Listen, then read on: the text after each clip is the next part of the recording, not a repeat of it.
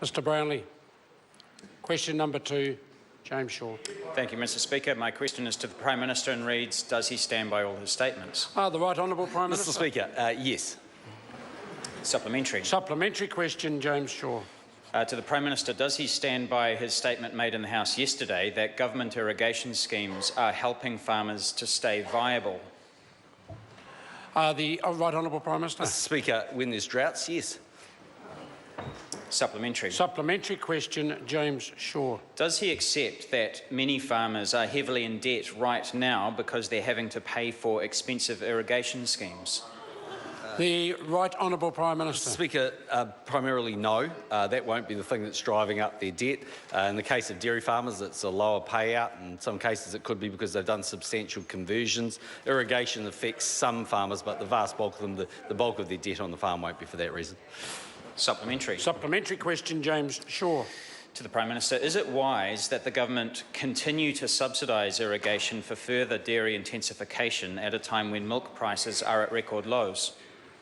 The Right Honourable Prime Minister. Speaker, it may come as a shock to the member, but the water won't just be used by dairy farmers. It'll be used by a great range of different farmers and horticulturalists, everything from apples to kiwi fruit to wine, Mr Speaker. So actually, yes, irrigation is a positive thing. I'll go back to the point I'd made earlier. Rather than people come to the House with crocodile tears, they should come to the House with practical solutions to help our rural sector. That does actually include irrigation schemes which help them.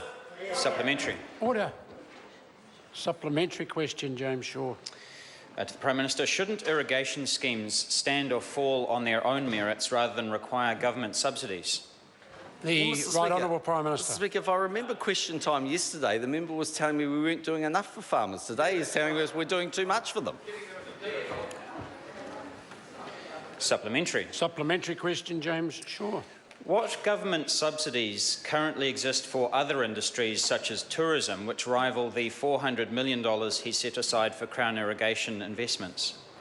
The Right Honourable Prime Minister. Every single year the government puts in well in excess of $100 million to pay for the promotion of New Zealand in the form of tourism advertising. We don't do that for any other sector other than tourism.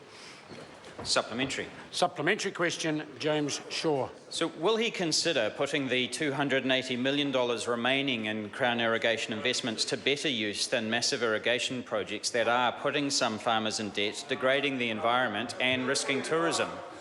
The Right Honourable Prime Minister. Speaker, no. The basis of the irrigation schemes, where the government would be a shareholder but looking to exit those schemes over time when more and more farmers join them, is actually to give those farmers greater production, greater yield and greater comfort and assurance when the weather conditions don't otherwise support that. If we want to have a dairy and, by the way, agricultural sector which is robust enough to handle what will be conditions sometimes which are drought, then actually they need better access to water.